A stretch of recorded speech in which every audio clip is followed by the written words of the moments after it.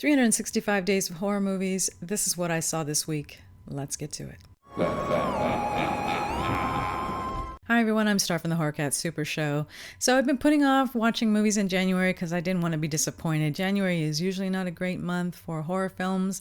They put out usually the crappy ones, so I kind of stayed away from the theater. I'll start getting into it more this month. I'm probably going to watch Hard Ice tomorrow. But I decided to do 365 days, which is a horror movie a day, mixed in with my 2025 to be watched. Then I'm going to bring it to you each week. I've got 12 movies here for you this time, but normally I'll probably only bring 7, and depending on what I get a chance to watch, 7 to 10 I think is a good one. And you guys love the tier list so much last time, I'm going to do that from now on because I think it's a little bit easier, but I'm going to give you more information than I did last time. So if you're taking notes, you'll know exactly what I watched and whether I liked it or not. These are going to be movies that I have seen before and rewatched recently, or things that I've never seen and I'm going to be watching for the very first time. All right, everyone. So here are the 12 movies that I saw during this week and a half. And I'm going to make it not spoiler. I want you guys to experience these movies yourself. I don't ever want to give away anything. I want you to go in there blind and be like, oh, this is great or this is not great. But I will give you my score. I'll let you know what I thought. I'll give you the year and any little piece of information I think that might be important for you to know. All right, so let's get started. Okay, so the first one I checked out was The Invisible Man. Now, I did this because I was preparing to go see The Wolfman, which I wound up not seeing after all. Directed by Leigh Whannell, and I wanted to see another one of his films, and I hadn't actually caught The Invisible Man yet. And I think I didn't catch it because I was kind of leery about this whole reboot of the Universal monster. But I do love Elizabeth Moss from Mad Men and The Handmaid's Tale. I wanted to check this one out. Now, I thought the special effects were cool. This movie kind of freaked me out, and I kind of can empathize with her being stalked. So from 1 to 10, I gave this movie a 6.5. But this is probably not something that I would watch again. I mean, it was good, but it wasn't like fantastic. And I kind of just felt like it was okay. My Heart Can't Beat Unless You Tell It To. This is a 2020 psychological horror film. So I don't want to give away the spoiler, but this one was wow. It is a family drama, family dynamics. But I have to warn you that the pace on this one is pretty slow. And it's because you're going along with them as they are living this very mundane life day by day by day. But the acting makes up for this. You're really like buying what's going on and you believing all of this. And it was really a sad movie. I gave this one a 7 out of 10, but I did enjoy it. I thought it was really, it was good. 2023's The Last Video Store. This one was just fun. I mean, this is going to be one that you can put in the background. It's super light. It's a parody. If you're into 80s nostalgia, VHSs, video stores, and a fake Jason, and the Videonomicon, this is going to be a really cool movie to watch. I think I caught this one on Apple TV. I actually paid for this one $3.99 because I couldn't find it anywhere else and I didn't want to watch it, but it's super colorful. And so if you're into all of that nostalgia, I think this is going to be a good one for you. I was pretty amused, so I thought it was quite enjoyable. The House of the Devil, 2009. So it's supposed to be an homage of like 80s horror films. And I really didn't get too much 80s. I was really feeling more 70s vibe than 80s. They had film grain on top of it, which I think made it feel more like a 70s film than an actual 80s film. This one is super slow. The pacing is super slow. And a lot of times there just was not a payoff at the end, not even a fake scare. It just kind of went, and then just kind of fell flat, which kind of got annoying after a little while. And the payoff is in the last 20 minutes of the film. A lot of occult kind of aspects to it, which I enjoyed as well. I really liked that kind of a vibe. This one actually really reminded me of 1976's Burnt Offerings, which I would recommend that movie over this one. It was cool at the end, but it just wasn't enough to make me ever want to watch this again. And only because it annoyed me because there wasn't a lot of payoff, I gave this one a 6 out of 10. So I'm going to go ahead and give it had potential but poor execution, because I was just kind of like, hurry up, hurry up, hurry up. And it was almost ruining the experience of trying to create that tension for me. 2020's Caveat. This is by Damian McCarthy, same person who did Oddity. So if you haven't seen Oddity yet, check Oddity out. It is fantastic. But I did want to see this film because I missed this one when it first came out too.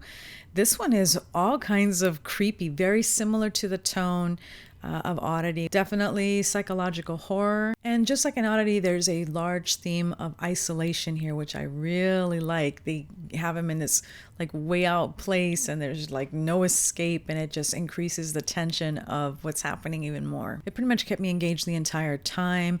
That bunny is super creepy. Creepier than anything I've seen in quite a while. And I thought the story was original, just as Oddity. I give this one a 7.5 out of 10. And if you haven't seen it, I would recommend you watch it. All right, this is the 2024-25 Grafted. This is an Australian film. So apparently this was released, but it wasn't released on streaming until 2025 of January. This one is straight up body horror, and I loved it. This one is really well paced. It's got a Mean Girls kind of vibe. I don't want to give anything away. I want you to enjoy this one. I am definitely going to recommend watching this one right away. It was a pretty good time. And I also gave this one a 7.5 because I was really feeling this one. I liked it. 2017's Revenge. So this is Coralie Faga, who is the director and writer of The Substance with Demi Moore. This was her first film. This one's a blast. The pacing on this one is so good. You are completely engaged in what's happening. So this is definitely going to be considered body horror. There's some stuff in here that you're definitely going to wince at. Trigger warning, there is some SA in this, but you get an interesting story, a badass final girl, and I would tell you to run and watch this as soon as you can. If you have not seen this, I thoroughly enjoyed it. And I gave this one a 9 out of 10. I love this one. 2017's Mom and Dad. So this one is starring Selma Blair and Nicolas Cage. And this is Nicolas Cage being the Nicolas Cageiest of Cageys that he can be. This one definitely is giving off Zack Snyder's Dawn of the Dead vibes, and just the way it looks and the story in itself. This one was super enjoyable. I would recommend watching it. 2011's The Skin I Live In. This one is out of control. It's best you go into knowing absolutely nothing. It's let me just say, I think this is one of those movies that you won't forget watching. I gave this one an 8.5 out of 10. I definitely recommend, if you have not seen this one, check it out as soon as possible. 2009, The Loved Ones. All right, this one is straight body horror. If you have not seen this one, I'm gonna definitely recommend it, but it's not for the weak. So if you have a weak stomach, you might want to stay away from this one. This one definitely feels like a Jennifer's Body or American Mary if you're into that. I gave this one 8 out of 10. If you have not seen this one, definitely check it out. I think you will really enjoy it. All right, so the last two films that I left, I did 70s films. Since I was kind of inspired by the Ty West film, to go back into 70s films, which I really do love. And I picked two of them here that I thought were pretty interesting and that a lot of people may have not seen before. So we're going to start off with 1977's The Sentinel. This movie is definitely going to be a copycat of Rosemary's Baby. If you are into that, this is going to be one that you might enjoy. This one, I gotta warn you guys, is super slow. This is the only one I think that even though it's a really great film, I was like, it was a little too slow for me. It took a really long time to get to where it was going, and then it gets a little creepy at the end. It's a great premise, a little too close to Rosemary's Baby for me, but I do love Rosemary's Baby, so I was digging the vibe, and the ending is pretty cool. But this one I'm going to give a 6.5. Again, just for the premise in itself, but this is something that, it's a classic, so I am going to put it in just okay, but it's probably not something I'm going to watch again. Sorry, guys.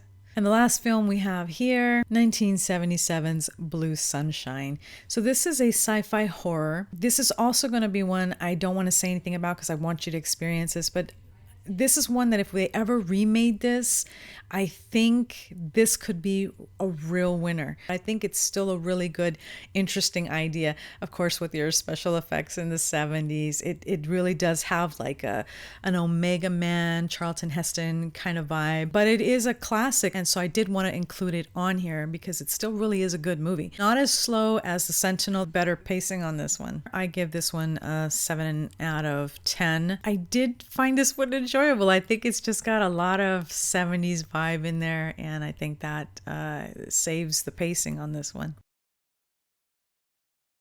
Okay, so I'm going to put this in order really quick just to let you know what I think you should watch first. Definitely is going to be Revenge. Let's put Revenge in here. I enjoyed The Skin I Live In, Grafted. Let's put this over here. The Loved Ones, I definitely enjoyed The Loved Ones. Grafted and Caveat, I thought worked really well here. And this one I'm going to put, so in the enjoyable, I'm definitely going to put Mom and Dad first. My Heart Can't Beat Unless You Tell It To, The Last Video Store, and Blue Sunshine here. And out of both of these two, I've got to recommend The Invisible Man before I recommend The Sentinel. And then, you know, The House of the Devil. I'm so up in the air about this one because I did like it, but I just kind of felt like, it just was those things where I was yelling at the screen, why are you going there? Why are you doing that? I'm just going to leave that with there. I think it's good. All right, everyone, that was my list. I hope you enjoyed it. Let me know if you have seen any of the movies on this list or you plan on seeing any movies. Let me know what you think. Thank you for spending some time with me as always. And until we meet again, shiver, scream, repeat. Bye. Tell everyone you know to come on down to the Horror Cat Super Show.